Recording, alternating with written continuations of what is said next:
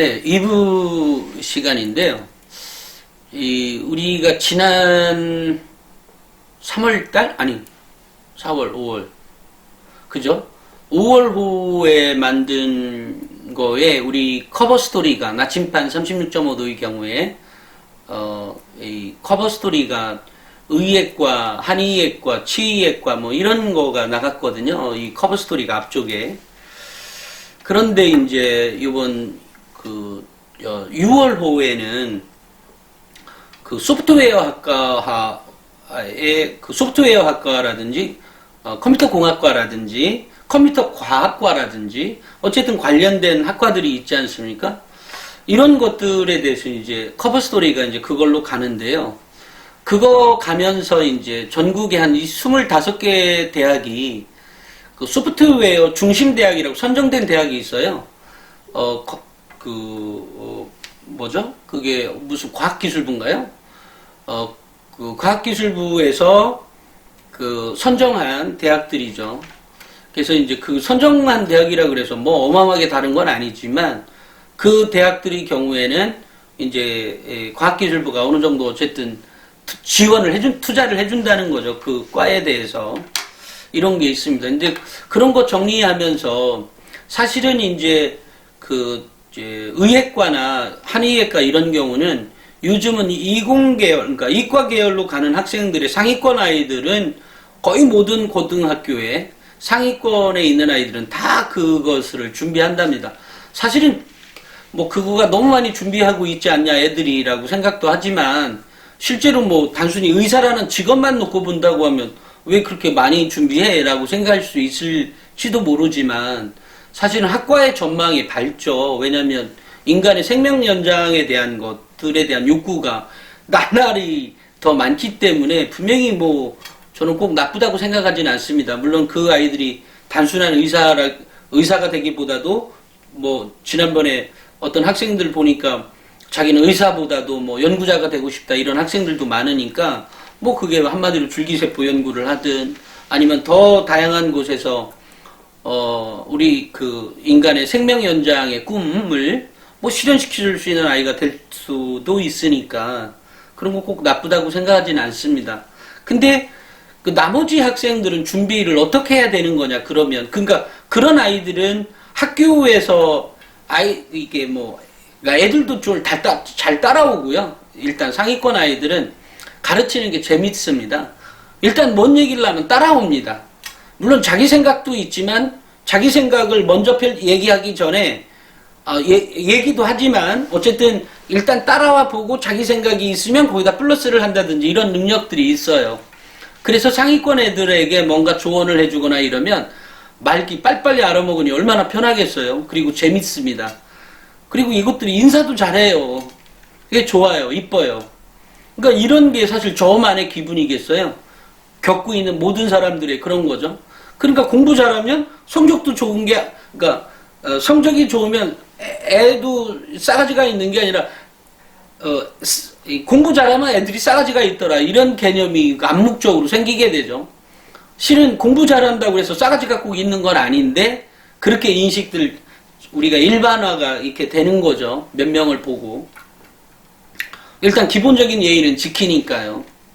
근데 또 상대적으로 공부가 처진 애들은 상대적으로 처진다기보다는 저 밑에 애들은 또 그렇지 않은 애들도 더 많으니까 이런 것들 때문에 어쨌든 뭐 아이들의 뭐 여러 가지를 어쨌든 평가를 합니다. 어쨌든 그런 아이들은 잘 따라오기 때문에 학생부 종합전형을 준비하는 것도 편해요. 그리고 자기가 그것을 어쨌든 너 책 몇 권 읽고 와 뭐를 읽어서 뭐를 해라고 하면 어쨌든 그걸 해낸다는 거죠. 근데 다른 애들은 난 어제 자서 못했어요 뭐 이렇게 얘기할 수도 있는 거죠. 어쨌든 이런 건데 자 그래 이제 6월 후에는 그 2020학년도 소프트웨어 학과 및 관련 학과에 대한 학생부 종합전형을 준비할 수 있는 것들도 제공해 주면서 수시에서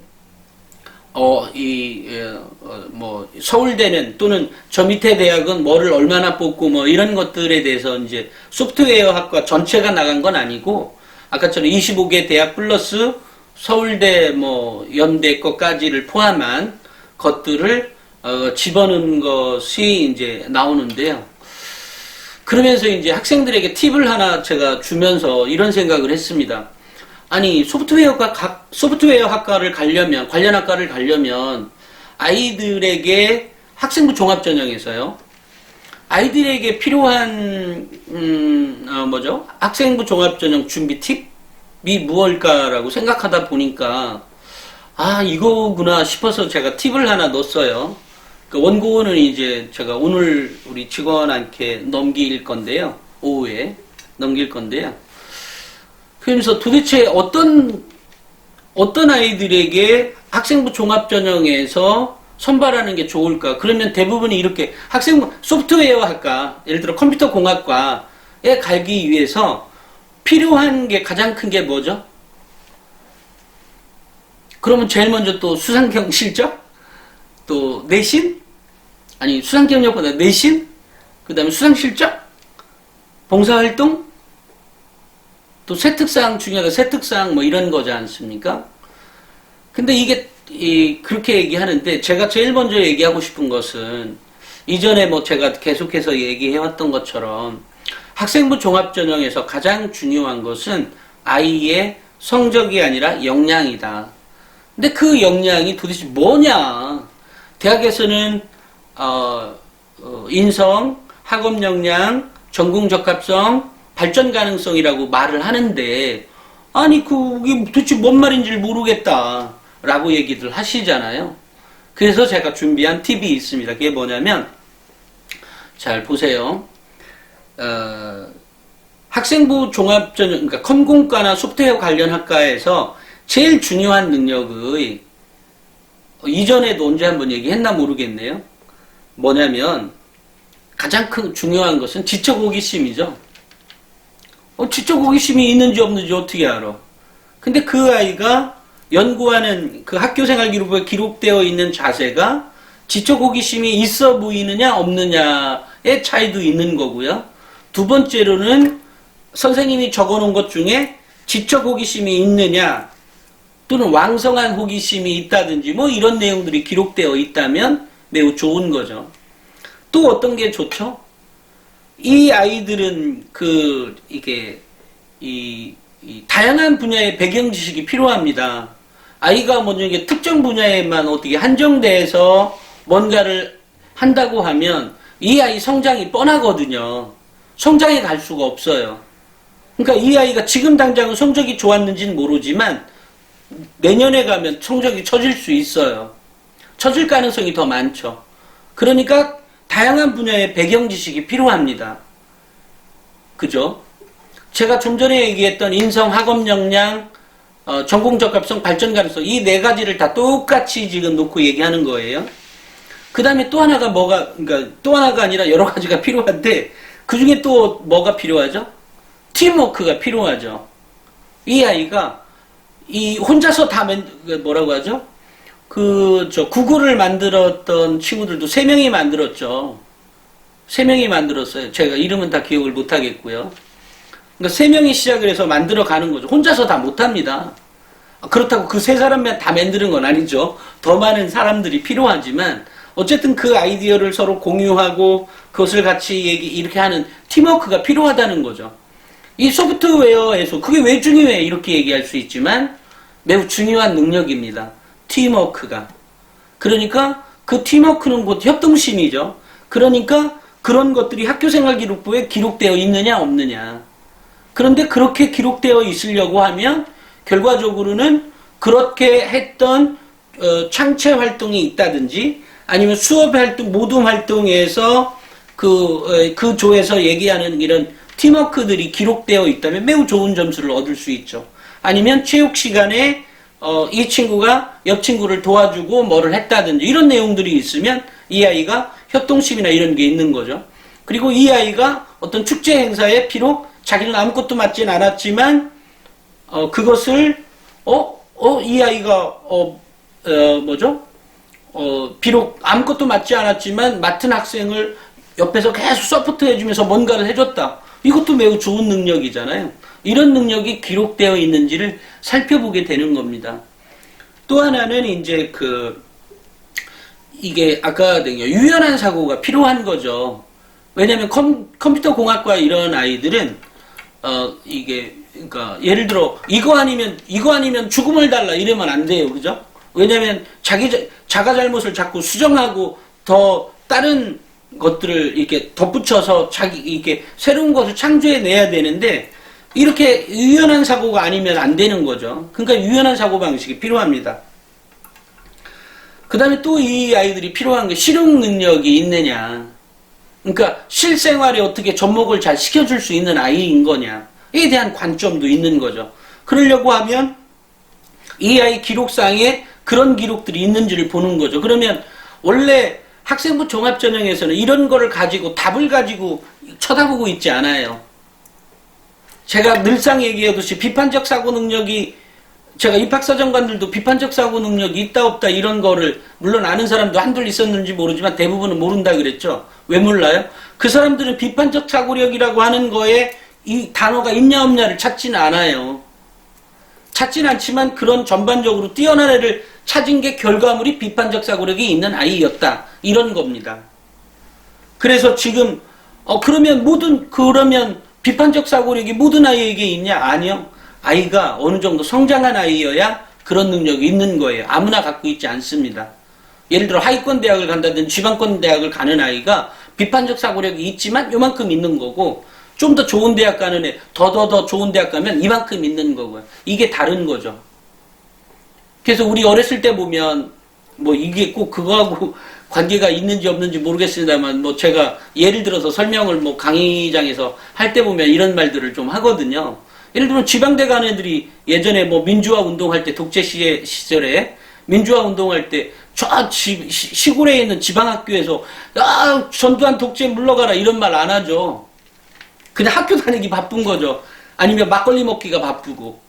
근데 서울권 애들은 같이 막걸리를 먹더라도 이 시국이 어떻고 전 세계가 어떻게 돌아가고 이러면서 이런 능력이 있는 거에 차이하고 똑같은 거죠. 이게 정확한 표현인지 모르겠어요. 저는 그렇게 생각합니다. 그 다음에 이제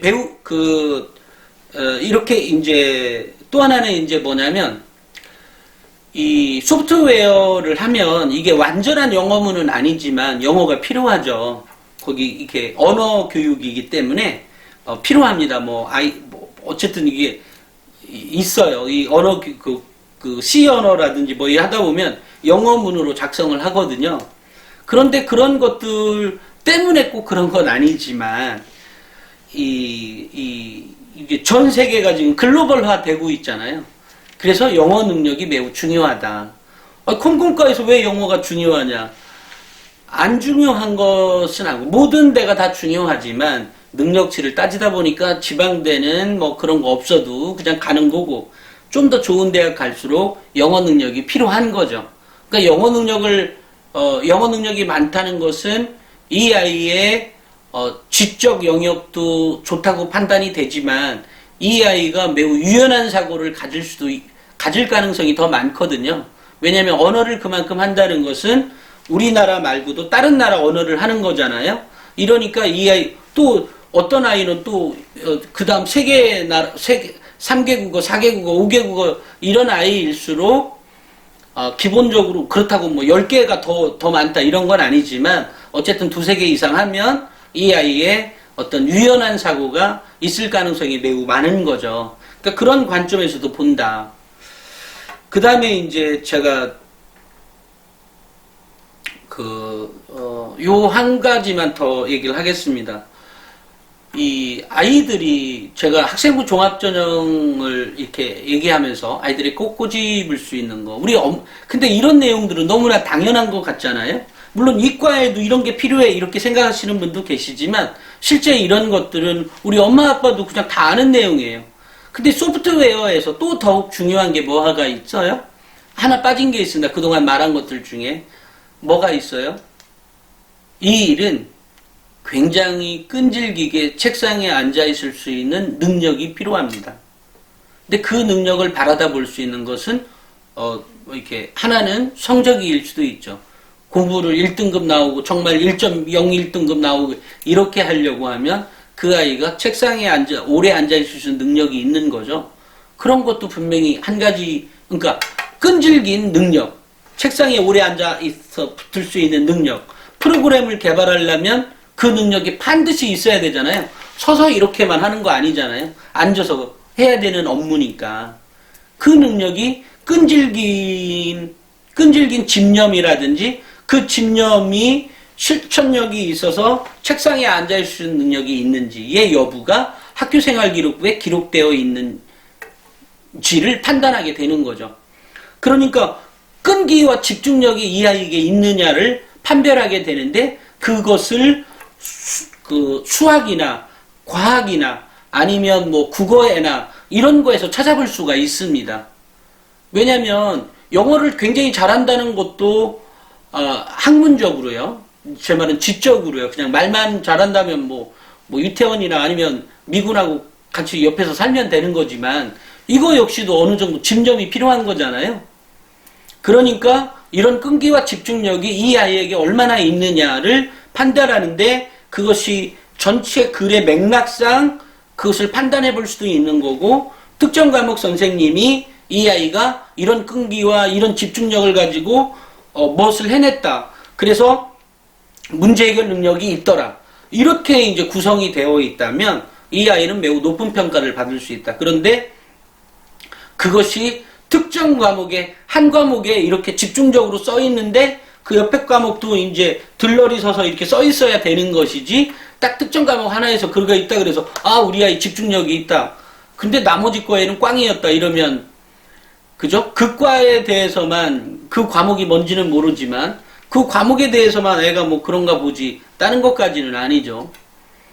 그래서 이제 제가 지금 말씀드린 것처럼 이 컴공과 소프트웨어학과 관련한 학과를 가기 위한 그 역량을 키워야 되는 것이 뭐냐면 실용 능력 배양, 팀워크, 그다음 문제 해결 능력, 다양하고 유연성 있는 교육, 유연성 있는 사고, 그다음에 이 글로벌한 거니까 영어 교육을 얼마나 했는지, 그다음에 이제 이 아이가 얼마나 응용할 수 있는지, 아까 실용 능력 배양이라고 했으니까 그거하고 응용 능력이 얼만큼 있는지, 그러니까 필요한 거죠. 그다음에 협동성, 그다음에 호기심, 왕성한 호기심이든 뭐가 됐든, 그다음에 목표에 대한 열정이 필요하죠. 왜냐면 어떤 거를 개발하려고 하면 그거에 집중해서 막 해야 되거든요. 또 하나는 목표를 이루고자 하는 끈기와 집중력이 얼마나 있느냐, 끈질긴 것이 얼마나 있느냐, 이런 것들이 컴공과나 소프트웨어 공학과에서 판별할 수 있는 기준이 된다. 여기에 플러스 성적이 있는 것이고, 플러스 이 아이의 어떤 뭐죠?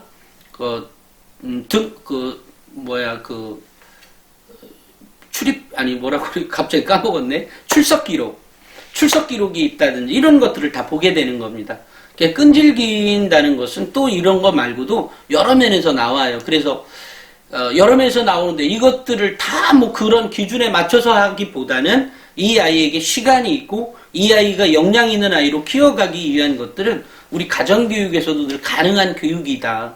그런데 그렇게 가능한 교육을 하려니까 제가 늘상 하는 얘기지만 그 아이와 공감대가 만들어져야 된다. 그 공감대는